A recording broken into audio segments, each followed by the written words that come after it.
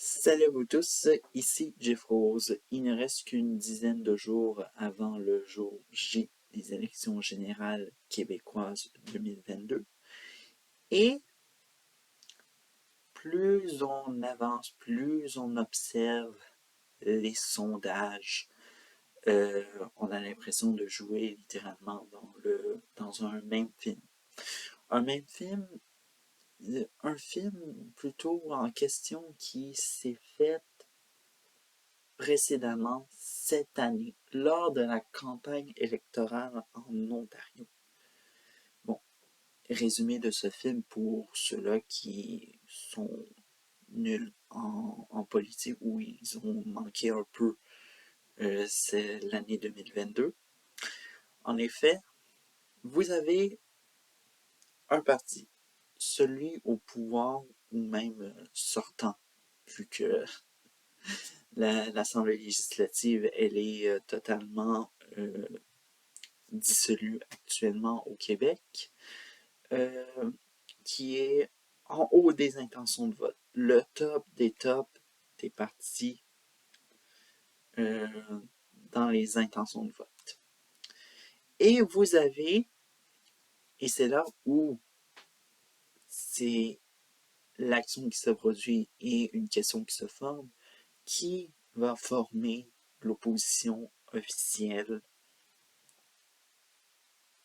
devant la coalition Avenir Québec dirigée par François Legault et qui risque malheureusement de devenir à nouveau premier ministre pour un 4 ans de plus et qui, malgré que ça ne fasse pas des heureux, a l'impression que ouais, ça va beaucoup bouger.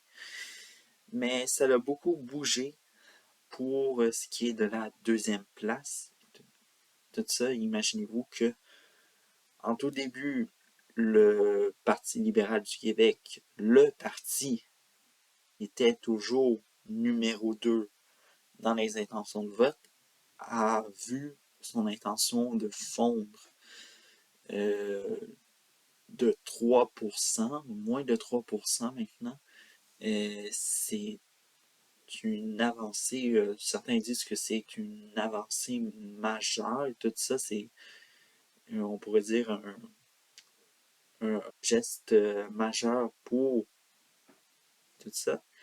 Et qui on retrouve à la place en deuxième position? Québec solidaire. Québec solidaire qui, lui, multiplie les slogans, je veux dire, les citations confiantes pour espérer, d'imaginer de l'espoir pour dire que oui, nous serons l'opposition officielle. Or, ce n'est pas vrai. Car si Gabriel Nadeau-Dubois, le chef de Québec solidaire, se fie trop sur cette deuxième position dans les intentions de vote, ne se fie pas trop à ce qu'on voit en projection de sièges. Car si la projection des sièges qui, selon 338 Canada, le site de sondage qu'on devrait se fier, euh, Québec solidaire n'arrive que tout simplement dans la deuxième opposition. Ce qui veut dire qu'il est à un cheveu de ce qui est de l'opposition officielle, mais bref, ce n'est pas trop une avancée. Ils resteront euh, toujours dans la même position comme ils étaient en 2018. Autre chose, évidemment, l'autre citation trop confiante et qui a été un peu de trop, c'est un peu la lutte à deux avec la coalition Avenir Québec. Alors donc, comme dirait Dominique Anglade, la chef du Parti libéral du Québec, on fait face à de la vieille politique. Et, et c'est prouvé, évidemment. on avait dit, me semble, que cette bipartisanerie qui était auparavant faite entre le Parti libéral du Québec et du Parti québécois, on pensait s'en débarrasser. Et non, Gabriel Nadeau-Dubois fait renaître cette bipartisanerie, mais avec des partis qui ont une existence plus jeune.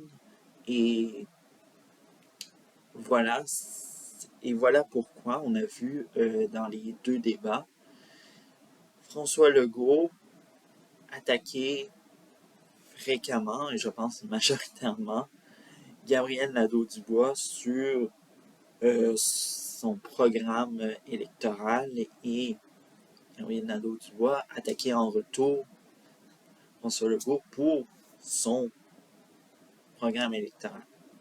Mais bon, ça ne semble pas affecter trop Dominique Anglade et le Parti libéral du Québec. Mais bon, néanmoins, on peut dire que oui, comment effondrer ou inverser ce film-là, apporter une touche un peu québécoise à ce film similaire. Eh bien, qu'est-ce qu'on fait? On fait un appel au retour au bercail. Et ça, c'est une idée très originale du Parti québécois, notamment de Paul Saint-Pierre Plamondon, qui a dit un jour de tendre la main à ceux et celles qui votaient anciennement Parti québécois et qui avaient voté la coalition Avenir Québec en 2018, car il faut savoir que la coalition Avenir Québec doit jongler avec des fédéralistes et des indépendantistes. Et c'est une tactique géniale, bien sûr. Mais bon, ça c'est une leçon apprise à ses départs, due à cause de ce qui se passe avec le Parti conservateur du Québec, notamment le Parti conservateur du Québec qui a majoritairement des personnes déçues de la gouvernance de François Legault. Mais il y a une personne qui n'embarque pas dans ce mouvement-là, et c'est bien Dominique Anglade. C'est là où ça pourrait faire le plus mal, de voir les anciens partis dire que c'est une question de survie, que l'opposition officielle pourrait être petite et le gouvernement, le parti au pouvoir géant, et impossible de, par exemple, pour voter des projets de loi ou encore autres, lors de la prochaine législature qui va se faire cet automne. Bref, on sent que il faut que les partis d'opposition travaillent très dur lors de ces 10 derniers jours qu'il reste. Et tout ça pour convaincre des électeurs peut-être de changer de camp et peut-être affecter le vote de François Legault et son parti de la coalition Avenir Québec.